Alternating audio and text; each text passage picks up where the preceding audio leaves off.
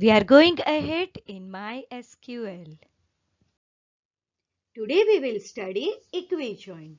Equijoin works differently than the cross join.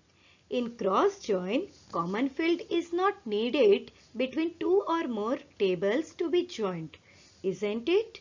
When we did cross join, we did not need a common field between the tables which we joined. But in equijoin, the tables to be joined must have a common field. When we do equijoin, the common field will be compared for equality. Means only those records will be displayed for which the common field has same, means equal value in the tables which we want to join. For first example, in sample database, I have taken two tables, student and result. In these two tables, roll number is a common field. Here, roll number is named as RNO in student table and roll number is named as roll underscore NO in result table. Right, students? Here you must have noticed that in student table roll number is a primary key and the same field roll number in result table is a foreign key, right? Now see the Venn diagram for equijoin. See, in this Venn diagram, two tables are taken. Both the tables have two columns. Now concentrate on this first field of both the tables. This is a common field in between these two tables.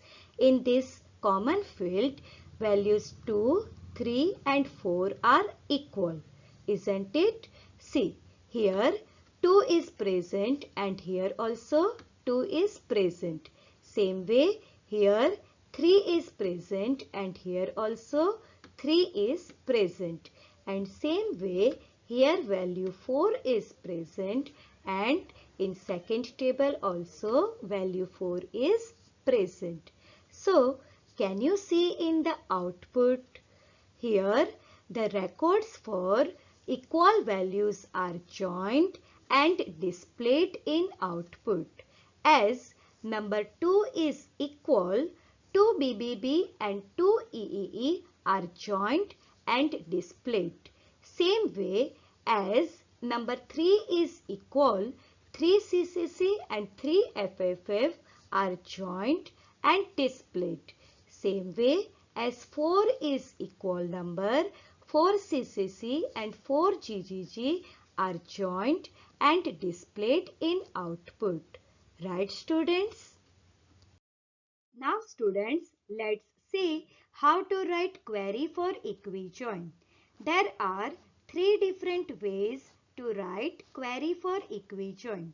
First way and this is second way. In select clause, I have written asterisk. As you all know, we can write asterisk if we want to display all the fields, or we can write the particular fields which we want to display in select clause. The tables which we want to join, those two tables, student and result, I have written in from clause. Now, very important part is where clause. We know that common field between two tables is roll number. So, we have to write student dot roll number and result dot roll number. Here we have to put dot between table name and field name. Same way in second query also I have written common field in condition and I have written equal to check equality in both the conditions. So wherever the roll numbers are equal in both the tables, only those records will be joined and displayed. Are you all understanding, students? Don't worry, you will understand it slowly. Now, have you noticed one difference between these two ways of writing query? Here, I have written S beside student and R beside result. These are called table aliases. Now, what is table alias? It is a short name which we can give to our table. So, to student table, I have given name S, and to result table, I have given name R. This another short name of our table is known as table alias. It is a temporary label given to our table. So, it is not a permanent name. It is just a temporary name which can be changed next time when we write our query. Now, see. Here, instead of full table name student, I have written just S, which is table alias. So, isn't it saving my time of typing? Same way, instead of full table name result, I have written here just R. So, it is also saving the time of typing. Now, see the third way of writing the query. Here, in this query, I have used joint clause for writing the query, right? And when we write query using joint clause, we have to write condition in on clause, not in where clause, right? See here, I have used on clause, and in the above queries, I had used where clause. The most preferable way of writing query is this, which is not complicated as using joint clause, and because of using table aliases, it saves our time of typing, right?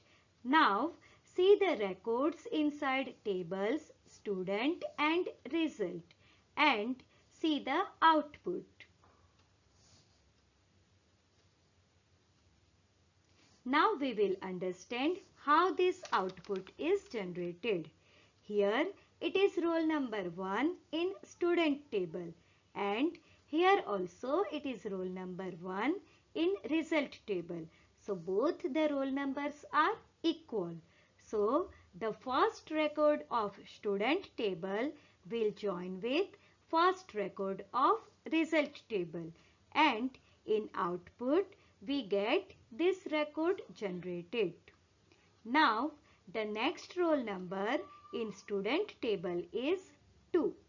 But we don't have matching roll number in result table. So, this record of student table cannot be joined with any record of result table, isn't it? And no output will be generated for this record of student table. Now, next record in student table has roll number 3, and in result table also there is roll number 3. So, the third record of student table will join with second record of result table, right? And in output, we have this record generated. Same way for roll number 4, in fourth record of student table, we have same roll number in result table also.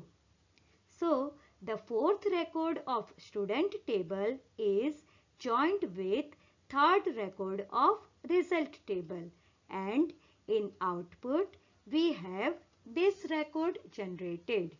Now, see the last record in student table. It is roll number 5, and it doesn't have a matching value in table result.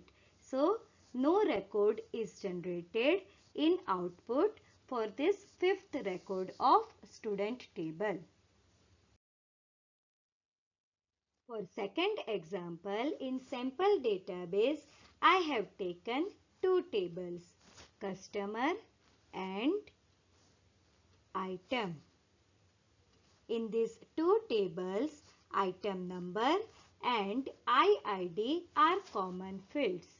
As you can see here, INO is foreign key in customer table and IID is primary key in item table. Now students, let's see how to write query for equijoin. As we know, there are three different ways of writing equijoin query. First way and second way.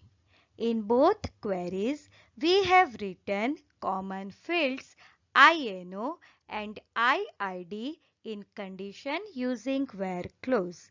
And see the equal to sign. It checks equality. So, wherever INO and IID fields have same means equal values in the records of tables customer and item, only those records will be joined and displayed, right? And now see the third way of writing query in which I have used join clause and the condition is written in on clause instead of where clause. So, whenever we write query using join clause, the condition should be written using on clause. As we discussed before, this is the most preferable way of writing query for equijoin. Now, see the records inside tables customer and item and see the output. Now we will understand how this output is generated. It is item number I2 in customer table and same value we have in item table. So the first record of customer table is joined with second record of item table and in output this record is generated. Now, the second record in customer table has value I1 and the same value is in item table also. So, the second record of customer table is joined with first record of item table. So, in output, this record is generated. Now, the third record has again value I2 in customer table and same value we have in second record of item table. So, the third record of customer table is also joined with second record of item table, right? And in output, this record is generated. Now, next value in customer table is null. So, it is not joined with any record in table item. Now, see the next record has value I4 in customer table and same value is also present in table item. So, fifth record of customer table is joined with fourth record of item table and in output this record is generated.